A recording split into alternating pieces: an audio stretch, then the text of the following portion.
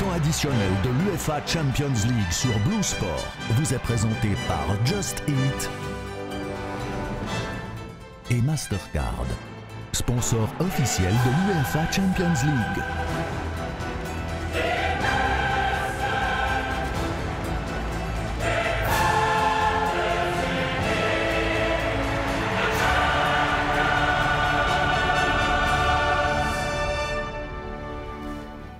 Salut à toutes, salut à tous, soyez les bienvenus dans le temps additionnel. On va revenir sur les deuxièmes matchs des groupes E, F, G et H de la Ligue des Champions. 45 minutes pour voir tous les buts et entendre les analyses de nos experts du foot. Et il y a du niveau à ma gauche comme à ma droite. Bonsoir Ludovic Magnin. Bonsoir. Et bonsoir Gelson Fernandez. Bonsoir. Gelson, on va garder le suspense, mais la Ligue des Champions, à chaque soirée, on se dit que c'est quand même un autre monde, un autre niveau par rapport à ce qu'on a l'habitude de voir sur les terrains. Oui, par rapport à ce qu'on a l'habitude de voir, oui, c'est un autre niveau. Par contre, c'est vrai qu'on prend du plaisir, on voit des belles équipes, des buts, des belles affiches. Et je vous propose de débuter ce tour d'Europe avec le groupe G, un groupe où toutes les équipes avaient fait match nul lors de la première journée. Le grand frère Leipzig battu hier par Bruges. Salzbourg avait donc l'occasion de montrer une fois de plus que le club autrichien n'est pas qu'un réservoir de joueurs en accueillant le champion de France, Lille. Et on entre à la demi-heure avec un contre de Salzbourg. Adeyemi va partir vite, très vite. Et Botman n'a pas d'autre choix que de se lancer. Vous allez le voir, Monsieur Meller, qui siffle un penalty validé par la VAR. Et je suis curieux de connaître votre avis, messieurs. On va évidemment attendre le ralenti de cette action. Mais là, Ludovic, on a envie de dire, il cherche la balle, mais il y a quand même faute. Non, bon, qu'il y a penalty là, je pense qu'il n'y a pas 10 expressions possibles. Par contre, il y a une faute. Enfin, il y a une faute. Ah bon ? Il y a un contact avant, et c'est ça. Je ne sais pas. Alors ça a été checké, hein. Ça a pris de longues minutes pour décider s'il y avait penalty ou pas. Voilà, bon, encore une fois, ça a été checké. Même, certaines fois, même avec les images, ils ont de la peine, nos amis arbitres. Donc pour moi, personnellement, encore une fois, j'aimerais bien revoir les images. Penalty, c'est sûr, mais la faute sur le défenseur, en étant sur le défenseur, personnellement, ça m'aurait... Je pense de nouveau que j'aurais un peu perdu mes nerfs comme coach là-haut. Bon, mais il ne tombe pas tout seul quand même. Hein. Adeyemi, je pense qu'il l'écarte. Mais bon, si l'arbitre a revu, laissons-lui le bénéfice du doute. Adeyemi qui est au cœur de toutes les actions, hein, puisqu'il va vouloir se faire justice lui-même sur ce penalty. Grbić va partir du bon côté. Vous allez voir le gardien de Lille. Il va toucher, mais ça ne suffit pas. Salzbourg mène 1-0. C'est surtout incroyable de ce jeune joueur qui est très intéressant, mais Salzbourg avait déjà loupé 2 pénaltys le tour d'avant et qu'il aille de nouveau tirer, ça montre quand même un peu cette jeunesse un peu insolente que Salzbourg met sur le terrain. Et vous allez voir, c'est pas le dernier pénalty qu'il va tirer ce soir. Coup franc en deuxième période pour Salzbourg. Weber frappe. Yilmaz dans le mur, sort le bras. Ça aussi, quand on est dirigeant ou entraîneur, c'est le genre de choses qui énerve. Regardez le geste d'Yilmaz là. Non, mais ça c'est bête. Ça c'est tout à fait bête. En plus, il se tourne. Il lève le bras, c'est bête. Et qui d'autre qu'Adeyemi pour tirer ce penalty. Ludovic Magnin, vous allez voir, il est en confiance comme il le tire, celui-ci. Encore une fois, c'est un joueur qui m'étonne à chaque match. Même on s'attend à cette vitesse. Mais Salzbourg, de nouveau, la méthode de recrutement, elle est quand même impressionnante. Il trouve chaque fois des jeunes joueurs exceptionnels. Le champion de France qui... se reprend un tout petit peu dans cette partie avec ce coup franc d'Yilmaz. Keun, coupable, l'ancien gardien de Ville qui se trouve. Keun, passé de la Challenge à la Champions League. Ça va vite une carrière des fois. Comme quoi tout est possible, mais bon, le groupe Salzbourg l'a mis là pour grandir. Il a pu le faire dans une équipe qui est jeune et puis aujourd'hui il joue en Ligue des Champions. Ça donne de l'espoir aussi à tous les jeunes qui sont dans cette catégorie-là. On en est où sur l'évaluation de ces clubs? Leipzig qui perd contre le champion de Belgique, Salzbourg aujourd'hui qui bat le champion de France. Alors, vous me direz peut-être que Bruges est meilleur que Lille, mais dans la hiérarchie de ce groupe-là, Leipzig est censé être l'équipe fanion. Je pense que la méthode Red Bull est une méthode quand même connue maintenant de nos jours. Et donc, je pense que les adversaires s'adaptent aussi assez bien ce gros pressing, à ce jeu sans ballon avec une transition très rapide, ce qui fait très attractif quand on regarde les matchs des deux équipes, hein, que ce soit Salzbourg ou Leipzig, il y a toujours beaucoup de buts, il y a toujours beaucoup de situations dangereuses. Donc pour nous, spectateurs devant la télé, c'est quelque chose de très bien. Maintenant, ça fait un peu tâche quand l'équipe phare de Red Bull est derrière. Mais ma foi, je pense que Salzbourg fait du boulot exceptionnel depuis des années. Et puis, je pense que ça va s'équilibrer. Ouais, et là, ça a payé face à Lille. L'autre rencontre du groupe mettait aux prises Wolfsburg et Séville. L'équipe de Steffen et Mbabou face à celle de Rakitic. C'est Alizé Lichty qui nous raconte ce match. Steffen et Mbabou étaient titulaires alors que Rakitic entrera en cours de jeu côté sévillan. Rien à nous mettre sous la dent durant la première mi-temps. Au retour des vestiaires, Wolfsburg marque sur sa première frappe cadrée de cette édition de la Ligue des Champions après un premier contre favorable. Luke Bacchio centre, Weghorst rate la reprise de la tête, mais Steffen, plein axe, dans la surface de réparation, reprend le ballon du pied gauche et marque. Ouverture du score contre le cours du jeu. Pour les Allemands, c'est 1-0. Séville ne se laissera pas abattre. Quelques minutes plus tard, sur un corner tiré de la gauche par Gomez, Diego Carlos tente une tête piquée, mais le portier Castells est attentif et sa main repousse le ballon. La fin de match sera mouvementée avec un contact dans les 16 mètres. Guy Lavogui écope d'un deuxième carton jaune. Ce sera donc rouge. L'arbitre vérifie ensuite les images pour cette même faute et va même accorder un penalty à Séville.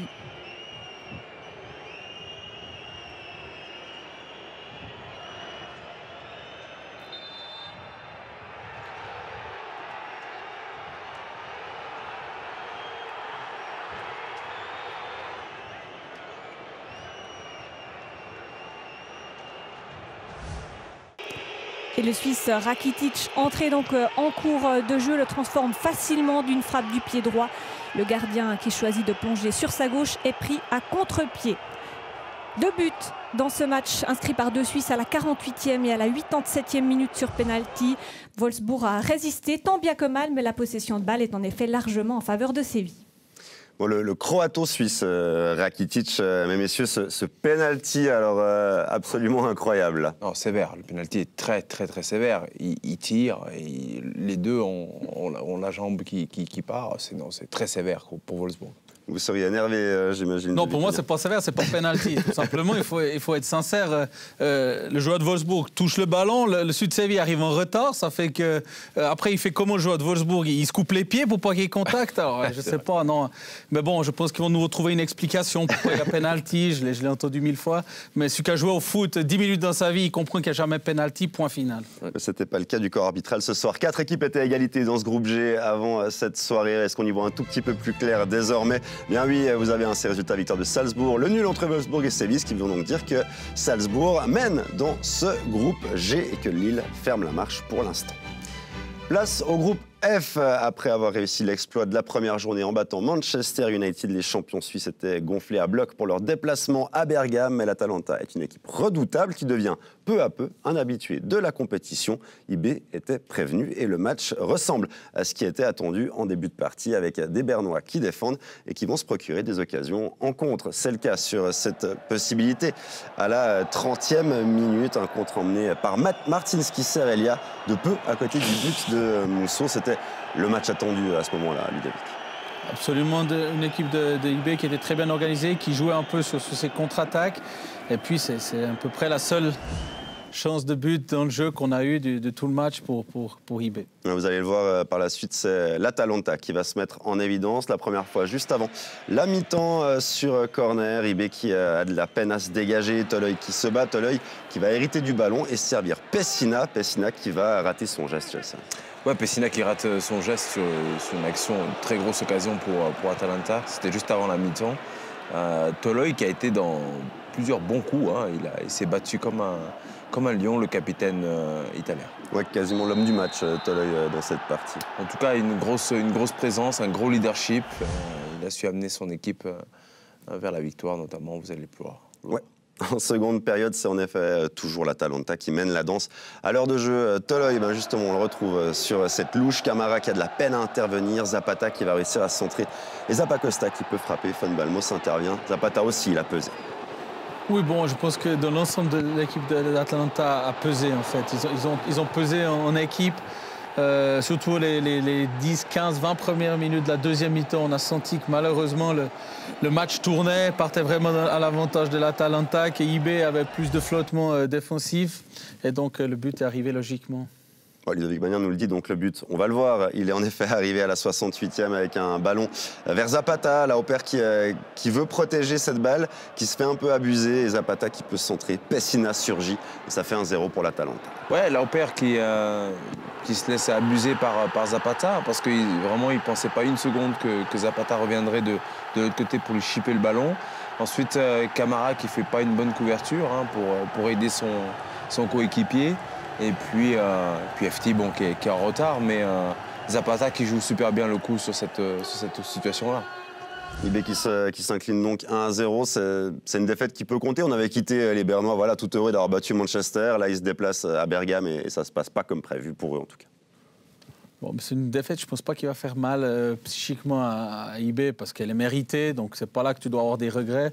En plus de ça, je pense qu'ils ont fait le match qu'ils pouvaient faire ce soir par rapport à ce que l'Atalanta était supérieure. Donc je pense encore une fois que c'est une équipe assez expérimentée, IB, qui a tellement de positifs autour d'elle ces dernières semaines. C'est aussi possible d'avoir un soir quelques titres négatifs, mais ça va pas influencer sur la campagne qui va suivre. Bon, ce sera sûrement confirmé par l'un des protagonistes de cette partie. Vincent Sierro, une défaite à 1-0, mais qu'est-ce qu'on se dit? On est loin ou on est proche aujourd'hui? Non, je pense que c'était le plan de jeu. On sait la puissance de cette équipe offensivement, on sait comment ils peuvent marquer des goals à tout moment. Donc voilà, je pense qu'on a eu un plan de jeu qui était très intéressant. Jouer les contres et les empêcher de se créer trop d'occasions, leur empêcher de donner trop d'espace offensivement dans notre dos, et c'est ce qu'on a fait. Et voilà, après bien sûr quand le goal il tombe, c'est plus difficile. Mais voilà, je pense qu'il y a du positif à retenir d'aujourd'hui. On savait que ça allait être dur ici, que c'est une équipe qui est extrêmement forte offensivement. Mais voilà, je pense qu'on a joué en équipe, on a été solidaires. Malheureusement, aujourd'hui, ça n'a pas suffi pour prendre au moins un point. Parfois, on a eu l'impression que vous perdez trop rapidement la balle. Vous étiez en train de passer à la machine à laver. Vous l'avez vécu un peu comme ça aussi au milieu? Non, c'est clair. On sait que cette équipe, elle est très très forte. Dans les premières secondes à la perte du ballon, qu'ils viennent faire un gros pressing, et c'est ce qu'ils ont fait. Et c'est clair qu'on a eu un peu trop de déchets techniques justement à cette récupération du ballon. Ou si on avait réussi à faire cette première passe, ces deux premières passes, on aurait pu sortir de ce pressing, et là ça devient intéressant pour nous. Et puis après voilà, il faut dire quand même qu'on a eu une ou deux occasions de contre. Cette première occasion avec Mecha Kelia en première mi-temps. Et peut-être il nous a manqué cette bonne passe, ce bon décalage pour être vraiment dangereux en deuxième mi-temps. Toute la lucidité de Vincent Sierro, Gelson, c'est évident, c'est avec des champions, c'est des matchs difficiles, il le sait. Prochaine rencontre pour IB dans cette compétition, c'est Villarreal à la maison. Ça va être difficile, mais il y a là aussi une chance. Ça va être difficile, mais c'est possible. C'est possible à domicile. IB est une équipe qui est très, très performante à domicile. Là, on écoute Vincent, il parle de plan de jeu. C'était la stratégie du coach. De rester compact, de rester organisé, puis d'avoir des contres. Par contre, ils ont été asphyxiés, notamment en deuxième mi-temps. Ils n'ont plus pu ressortir le ballon et ressortir le bloc. Vous avez parlé du coach bernois. On va écouter l'autre coach de cette partie, le coach victorieux. Gianpiero Gasperini ha il sorriso di uno che ha visto la sua squadra avere pazienza. Era solo una questione di pazienza oggi? Ho sorriso che ho visto la mia squadra vincere una partita difficile contro una squadra, un avversario molto difficile da superare, pericoloso nel contropiede, nella velocità, e credo che la mia squadra sia stata brava a giocare con grande attenzione, con pazienza e anche con lucidità, poi è stata premiata, direi meritatamente dal risultato. Partita difficile e tosta, colpa della sua squadra che non ha potuto creare le occasioni o colpa dell'avversario? No, noi abbiamo avuto qualche occasione importante il primo tempo, poi è chiaro se non riesci a realizzarle, però abbiamo sempre avuto la fiducia che nell'arco della partita si potevano allargare un po' le maglie degli avversari Abbiamo fatto, è chiaro che dopo il gol è stato più facile, si è andati vicino al raddoppio, però partita difficile come è giusto che sia in una partita di Champions. 2 partite, 4 punti, soddisfatto dell'inizio in questo girone? Ah, direi di sì, perché sono stati 4 punti giocati anche bene, conquistati dopo 2 partite con squadre di valore. E adesso vedremo, ci sono le prossime, questo è un girone molto equilibrato che si arriverà fino alla fine. Elle était longue cette interview, je vais tenter de vous la résumer rapidement. Nicolas Monec demandait à Gasperini si c'était une histoire de patience ce match. Il a dit qu'il a vu son équipe se battre face à une équipe difficile à contrôler, qui sait aussi aller vite en contre, mais son équipe s'est montrée brave en restant attentive, patiente, avec de la lucidité pour obtenir le résultat qu'il souhaitait. Il s'est aussi demandé si c'était la faute de son équipe de ne pas conclure les occasions ou c'était à cause de l'adversaire. Il a dit qu'il a eu quelques belles occasions en première mi-temps sans être capable de les convertir. Quand on ne marque pas et que les minutes passent, on peut perdre de la confiance au profit de son adversaire. Après le but, tout a été plus facile, ils étaient plus proches de mettre le deuxième, mais ça a été une partie compliquée.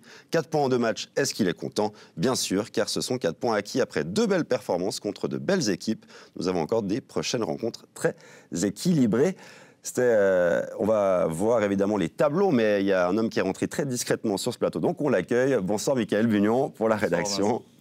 On va donc voir les résultats de ces parties. Vous avez, Michael, suivi pour nous l'autre match du groupe entre Manchester United et Villarreal. Alors si j'ai bonne mémoire, la dernière confrontation entre ces deux-là a été plutôt épique. Oui Vincent, et vous vous souvenez très bien puisque vous étiez sur ce plateau à l'époque. Ça avait duré, on peut le dire, jusqu'au bout de la nuit. 120 minutes, 22 tireurs de penalty pour un seul manqué au final, celui de David De Gea, au bout du suspense qui avait donc sacré l'équipe de Villarreal en mai dernier. Grâce à cette victoire, le sous-marin jaune passe donc de la Conference League directement à la Champions League et on va pouvoir rentrer directement à la 10e minute de cette rencontre. Les Espagnols passent les premiers véritablement à l'offensive. Le Néerlandais Danjuma tente sa chance. L'occasion est belle pour De Gea de prendre confiance dans un match, on le rappelle, pas forcément donc simple psychologiquement pour lui. La claquette est belle. L'Espagnol va d'ailleurs poursuivre sur sa lancée et Danjuma, on va le retrouver également. Cette fois-ci, il sert son attaquant vedette Paco Alcácer dans un style d'action qui l'affectionne tout particulièrement. Sa reprise de la tête est bonne, mais De Gea dit toujours non.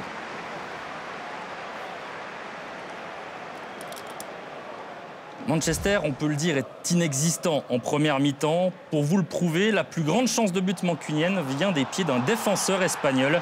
Paul Pogba envoie un ballon, on va dire astucieux, dans les 16 mètres. Et c'est Alberto Moreno qui passe tout proche de battre son propre gardien. Mais Villarreal est clairement l'équipe numéro 1 lors des 45 premières minutes. Jérémy Pino passe d'ailleurs tout proche de l'ouverture du score juste avant le T. Décidément, il faut un très très bon David De Gea pour tenir la baraque pour les Red Devils.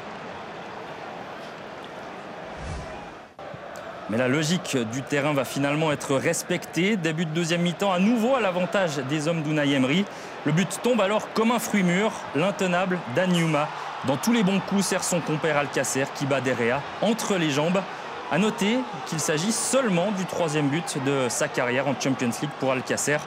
Le buteur ibérique, pourtant un grand buteur dans le championnat d'Espagne, mais Villarreal n'a pas forcément l'habitude d'évoluer à ce niveau-là. Pas de chance cette fois-ci pour le portier de Manchester. Ce but aura le mérite de réveiller les Anglais. Amorphe depuis le coup d'envoi, coup franc botté par Bruno Fernandes et vous l'avez vu, Alex Telles à l'orée des 16 mètres. On pourrait se passer de commentaires sur ce genre d'action, les petits pas de placement, l'équilibre, la reprise, tout est simplement parfait. Voilà de quoi 1. Relancer notre partie et 2. Enrichir le top goal de Blue Sport. Edinson Cavani, lui aussi aimerait bien faire partie de notre sélection de but du mois. Le problème, c'est que l'Uruguayen manque quasiment l'immanquable, on peut le dire. Sa tête plongeante aurait dû certainement finir au fond pour un buteur comme lui. Mais il n'en est rien. Toujours un partout à ce moment-là du match. Cette fin de partie va s'avérer complètement folle, avec des occasions des deux côtés. Prenons d'abord celle-ci sur le but mancunien. De Gea sauve, puis est sauvé par son défenseur Alex Telles. L'homme du match, certainement, ce soir. C'est Boulaye Dia qui a bien failli offrir les 3 points à sa formation. Mais il n'y en aura qu'un ce soir, ou peut-être 0. car lorsque l'on ne parvient pas à marquer, eh bien, on finit par encaisser. On joue la 95e minute, centre en cloche dans les 16 mètres. Ronaldo touche une première fois grâce à sa fameuse détente. Une sorte de 1-2 avec Lingard lui permet de se retrouver en bonne position. Et CR7, vous le voyez, peut célébrer. Il ne manque pas pareille offrande. Les 3 points finissent dans la besace de Manchester United au terme, on peut le dire, d'un match extrêmement passionnant. Il y a toujours du suspense entre ces deux équipes.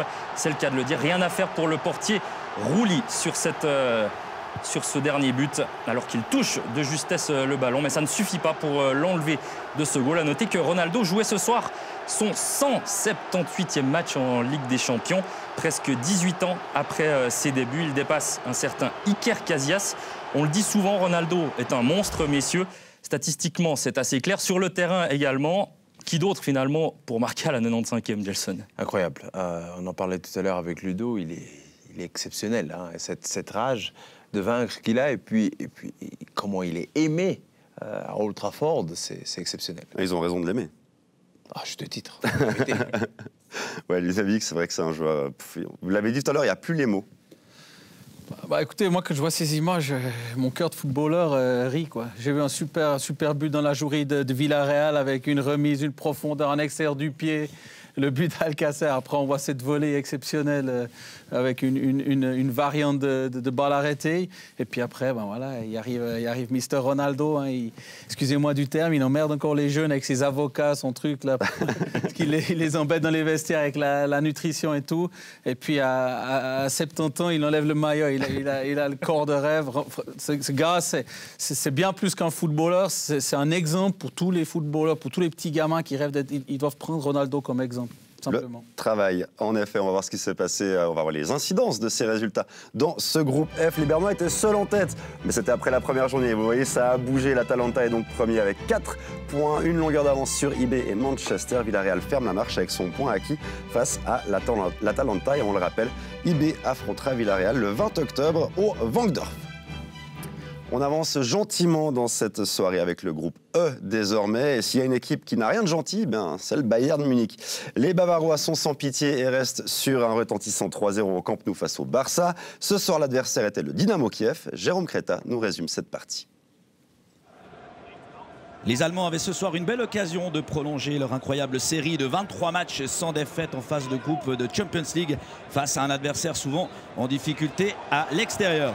Et ça se confirme à la 10e minute. Long ballon de Goretzka pour Gnabry sur le flanc droit. Enchaînement, contrôle, centre pour la tête de Lewandowski. Mais Buchan y va de sa claquette et évite une première fois la capitulation. 11e minute, on retrouve Kimmich au corner. Sidorchuk touche le ballon avec le coude. L'arbitre italien, Monsieur Guida, n'hésite pas une seule seconde et désigne le point de pénalty. On revoit au ralenti cette faute de main indiscutable. Robert Lewandowski s'en charge, ne tremble pas et prend le portier ukrainien à contre-pied et ouvre le score. Il s'agit du 76e but de Lewandowski en Champions League. 27e minute, un ballon récupéré par Sule à mi-terrain permet ensuite à Müller de transmettre à Lewandowski tout en verticalité. C'est le doublé pour l'attaquant polonais. C'est même la 18e fois qu'il marque au moins 2 buts dans un match de Champions League. C'est imparable. Mircea Lucescu est dépité.